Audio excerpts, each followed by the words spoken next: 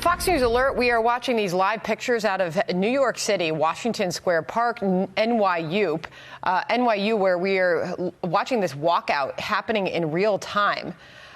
This new demonstration is happening after more than 100 arrested in New York City last night. We saw a growing number of protests emerge and erupt all over the city. The group here is a group called the NYU Palestine Solidarity Coalition. They're calling on students at New York University to walk out of their classes today following the anti-Israel protests that unfolded there last night. They're posting on Instagram for students to walk out of their classes at 1 p.m. Eastern time. We are obviously now in that hour, and head to Washington Square Park, which is just a couple blocks there, to reflect, debrief, and strategize, according to their post. Let's bring in Arkansas Republican Senator Tom Cotton on the breaking news as we do watch these pictures. Senator, what are your thoughts as you see this happening and now to think you've got classes canceled at Columbia University? I mean, why can't they get a hold of this situation? Well, Sandra, I gather there were about 100 people arrested last night at NYU. It seems like there may need to be even more arrests today. These university presidents need to ask the mayor and the chief of police in New York to send in New York City's finest to arrest anyone who's breaking the law, who's squatting on private property when they've been told to disperse, who's harassing or intimidating Jewish students in a nascent pogrom, and demand that students actually do what they're supposed to do on campus, which is go to school. And by the way, any of these students who are foreigners here on visas should immediately have their visas revoked by the Biden administration and be promptly deported. They have no right to be here. They certainly have no right to be here spewing anti-Semitic and anti-Israel filth. Okay. We know it's up to the universities to call the police on their campuses, right? Private universities. However, there were students, we had one sitting on set here, two, I should say, on set here yesterday, Jewish students who they feel so threatened. Their rabbi on their campus at Columbia is telling them to go home. They see the only solution to bring in the National Guard. Do you think that's needed?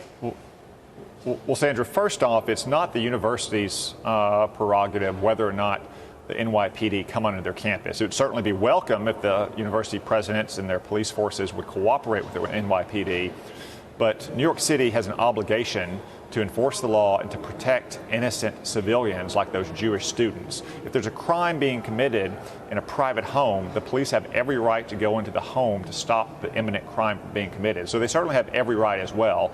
And yes, I do agree that if Eric Adams won't send the NYPD to protect these Jewish students, if Kathy Hochul won't send the National Guard, Joe Biden has a duty to protect these Jewish students from what is a nascent pogrom on these campuses. These are scenes like you've seen out of the 1930s in Germany. They should never be witnessed or tolerated here in America in 2024. Well, the group that we are seeing organize the current walkout that's on your screen here, and for our viewers to know, Washington Square Park, New York University, this group that's organizing this is demanding, quote, to end all war profiteering and investment in genocide, a complete academic boycott of Israel, it reads. The removal of NYPD on campus and that NYU must protect free speech on campus and provide full amnesty to all students and faculty penalized for their pro-Palestinian activism. So let me ask you this.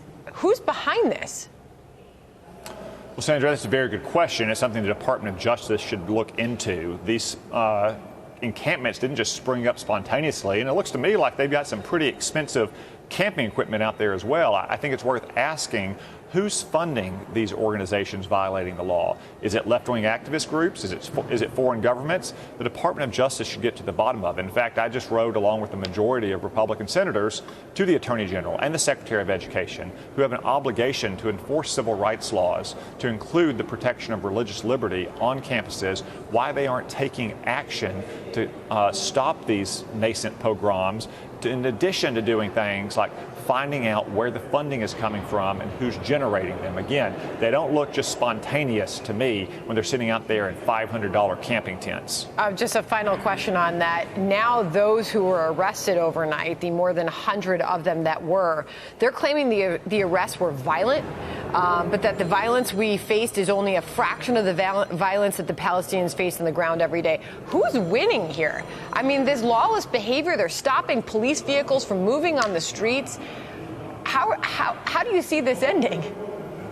Well, I have confidence in the NYPD. They're some of America's finest. If there was any violent arrests, I suspect it's because they were facing violence themselves. Yes, there is civilian suffering and deaths in Gaza. That's 100% the fault of Hamas, who is using civilians as human shields, trying to increase civilian deaths.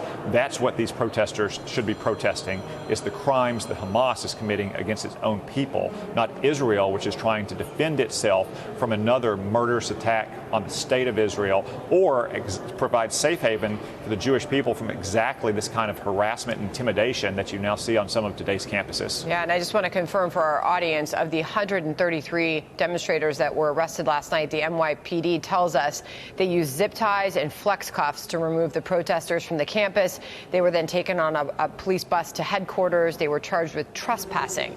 And we are still waiting further reaction from the mayor on how he plans to proceed as we watch this live together. Senator Cotton, thank you for joining us today. I appreciate it.